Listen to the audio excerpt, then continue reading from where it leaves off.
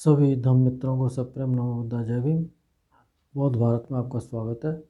संयुक्त निकाय भाग 1 का 9वां परिच्छेद आज शुरू होता है, जिसमें संयुक्त है भिक्षु संयुक्त, भिक्षुओं के साथ बातचीत। पहला सूत्र है कोलित सूत्र, आर्मोन भाव। ऐसा मैंने सुना, एक समय भगवान श्रावस्ती में विहार करते थे। अनाथ पिंडक के जो जैतवन आराम था, वहाँ आयुष्मान महामौदगलायन ने भिक्षुओं को आमंत्रित किया। हे भिक्षुओं, आबुस कहकर भिक्षुओं ने और उत्तर दिया महामौदगलायन को। आयुष्मान महामौदगलायन बोले, आबुस, एकांत में ध्यान करते समय मेरे मन में यह वितर्क उठा, आर्य तृष्णी भाव कहा जाता है, सो यह आर्य तृष्णी भाव क्या है? आबुस, तब मेरे मन में यह हुआ, भिक्षु वितर्क और विचार के शांत हो जाने से द्वितीय ध्यान को प्राप्त कर विहार करता है, यही आर्य तृष्णी भाव है। आबुस, सो मैं द्वितीय ध्यान को प्राप्त कर विहार करता हूँ। इस प्रकार विहार करते हुए वितर्क सैगत संज्ञाएं मन में उठती हैं। आबुस, तब भगवान ने रिद्धि से मेरे पास आकर कहा। जब वो ध्यान कर रहे थे और इस तरह से फंसे पड़े थे, तब भगवान ने अपने दिव्य चक्षुओं से देखा उनके ध्यान की अवस्था को। तब रिद्धि प्रकट करते हुए और भगवान वहाँ पर जा कर के और उनने कहा, हे मौदगलायन, हे ब्राह्मण, आर्य तृष्णी भाव में प्रमाद मत करो। आर्य तृष्णी भाव में चित्त को स्थिर करो, चित्त को एकाग्र करो, चित्त को लगा दो। आबुस, तब मैं द्वितीय ध्यान को प्राप्त कर विहार करने लगा। यदि कोई ठीक में कहे, गुरु से प्रेरित होकर श्रावक ने महाअभिज्ञा को प्राप्त किया, तो वह मेरे ही विषय में कह सकता है। उपतिष्ठ सूत्र, सारपुत्र को शोक नहीं। श्रावस्ती, सारपुत्र बोले, आबुस, एकांत में ध्यान करते समय मेरे मन में ऐसा वितर्क उठा, क्या लोक में ऐसा कुछ है जिसको विपरिणित होते जान मुझे शोकादि उत्पन्न हो? आबुस, तब मेरे मन में ऐसा हुआ, लोक में ऐसा कुछ नहीं है जिसको विवरणित होते जान मुझे शोकादि हो। ऐसा कहने पर आयुष्मान सारपुत्र से बोले, आबुस सारपुत्र, क्या बुद्ध को भी विपरिणित होते जान आपको शोकादि न होंगे? आबुस आनंद, बुद्ध को भी विपरिणित होते जान मुझे शोकादि न होंगे, किंतु मेरे मन में ऐसा होगा। ऐसे प्रतापी, महृदक और महानुभावी बुद्ध अंतर्धान मत होवे। यदि भगवान चिरकाल तक ठहरे तो वह बहुतों के हित और सुख के लिए, संसार की अनुकंपा के लिए तथा देवताओं और मनुष्यों के अर्थ, हित और सुख के लिए होगा। इस तरह का ख्याल जरूर आएगा अगर भगवान न रहें तो।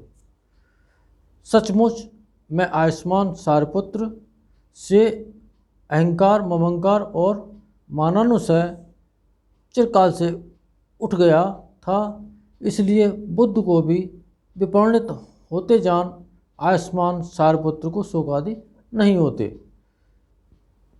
हालांकि पहले ही चले गए थे, भगवान के समय ही उनका महापरिनिर्वाण हो गया था। घट सूत्र, अग्र शावकों की परस्पर स्थिति, आरब्ध वीर्य। श्रावस्ती, उस समय आयुष्मान सारपुत्र और महामौदगलायन राजगृह के बेड़ुवन कलंदक नवाब में एक ही जगह विहार करते थे।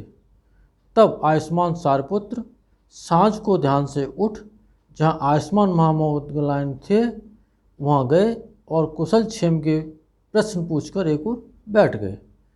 एक ओर बैठ आयुष्मान सारपुत्र आयुष्मान महामोदगलायन से बोले, आबुस मोदगलायन, आपकी इंद्रियां चित्त प्रसन्न आपकी इंद्रियां भी प्रसन्न हैं, मुख वर्ण सतेज और परिशुद्ध है। क्या आज आयुष्मान महामोदगलायन ने शांत विहार किया है? तो कहते हैं, आबुस, आज मैंने औलारिक विहार से विहार किया है और धार्मिक कथा भी हुई है। किसके साथ धार्मिक कथा हुई है? ये सारपुत्र पूछते हैं। आबुस, भगवान के साथ। आबुस, भगवान तो बहुत दूर तक श्रावस्ती में विहार करते हैं। क्या आप भगवान के पास रिद्धि से गए थे या भगवान ही आपके पास आ गए थे? आबुस, न तो मैं रिद्धि से भगवान के पास गया था और न भगवान मेरे पास आए थे, किंतु जहाँ भगवान है वहाँ तक मुझे दिव्य चक्षु और स्रोत उत्पन्न हुए। वैसे ही जहाँ मैं हूँ वहाँ तक भगवान को दिव्य चक्षु और स्रोत उत्पन्न हुए। आयुष्मान महामोदगलायन की भगवान के साथ क्या धर्मकथा हुई, ऐसा पूछ रहे हैं। आबुस, मैंने भगवान से कहा, बनते आरब्ध वीर कहा जाता है, सो आरब्ध वीर कैसे होता है? आबुस, ऐसा कहने पर भगवान हमसे बोले, मोदगलायन, भिक्षु इस प्रकार आरब्ध वीर हो विहार करता है, त्वचा, नाड़ू और हड्डी से भले ही बच जाए, शरीर और मांस और लोहित भी भले ही सूख जाए, किंतु पुरुष के उत्साह, वीर और पराक्रम से जो पाया जा सकता है उसे बिना पाए विश्राम नहीं लूँगा। मोदगलायन, इसी तरह आरब्ध वीर होता है। आबुस, भगवान के साथ मेरी यही धर्मकथा हुई। आबुस, जैसे पर्वतराज हिमालय के सामने पत्थर कंकड़ की एक ढेर अदनी है, वैसे ही आयुष्मान महामोदगलायन के सामने हमारी अवस्था है। आयुष्मान महामोदगलायन बड़ी रिद्धि वाली महाप्रतापी, यदि चाहें तो कल भर भी ठहर सकते हैं। आबुस, जैसे नमक के एक बड़े घड़े के सामने नमक का एक छोटा कण अदना है, वैसे ही हम आयुष्मान सारपुत्र के सामने एक दूसरे की दोनों प्रशंसा कर रहे हैं और एक दूसरे को बड़ा बता रहे हैं। ये उनका धर्म का गौरव है, क्योंकि एक रिद्धशाली थे और एक प्रज्ञावान थे और दोनों में अलग अलग उनको महारत था। भगवान ने भी आयुष्मान सारपुत्र की अनेक प्रकार से प्रशंसा की है। प्रज्ञा में सारपुत्र की तरह, शील में उपशम में और भिक्षु भी पारंगत है और यही परम पद है। इस तरह इन महानागों ने एक दूसरे को सुभाषित का अनुमोदन किया, यानी दोनों ने एक दूसरे के एक पर साधु साधु ऐसे करके बोला। नवसूत्र, शिथिलता से निर्वाण की प्राप्ति नहीं।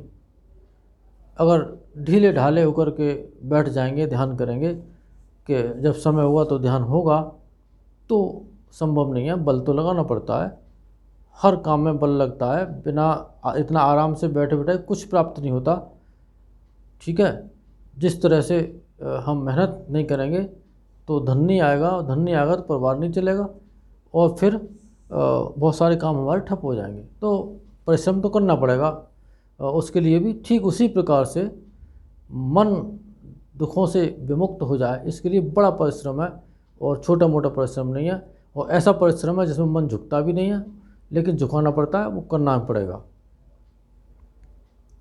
श्रावस्ती, उस समय कोई नया भिक्षु भिक्षाटन से लौट भोजन कर लेने पर बिहार में बैठकर अल्पोत्सुक चुपचाप बैठा रहता था। भिक्षुओं को चीवर बनाने में सहायता नहीं करता था। तब कुछ बिच्छू जहाँ भगवान थे वहाँ आए और भगवान का अभिवादन कर एक और बैठ गए। बनते वह भिक्षु चीवर बनाने में सहायता नहीं करता है। तब भगवान ने एक भिक्षु को आमंत्रित किया, हे भिक्षु, जाकर उस भिक्षु को मेरी ओर से कहो, आप उस बुद्ध आपको बुला रहे हैं। तब वह भिक्षु जहाँ भगवान थे वहाँ आया और भगवान का अभिवादन कर एक और बैठ गया।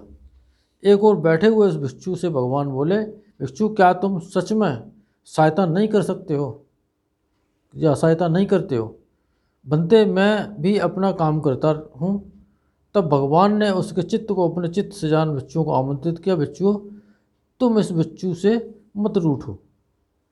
वह भिक्षु इसी जन्म में सुखपूर्वक विहार करने वाला 4 अभिचैतसिक ध्यानों को जब चाहता है प्राप्त कर लेता है। यह इसी जन्म में ब्रह्मचर्य के उस परम फल को जान साक्षात्कार और प्राप्त कर विहार करता है।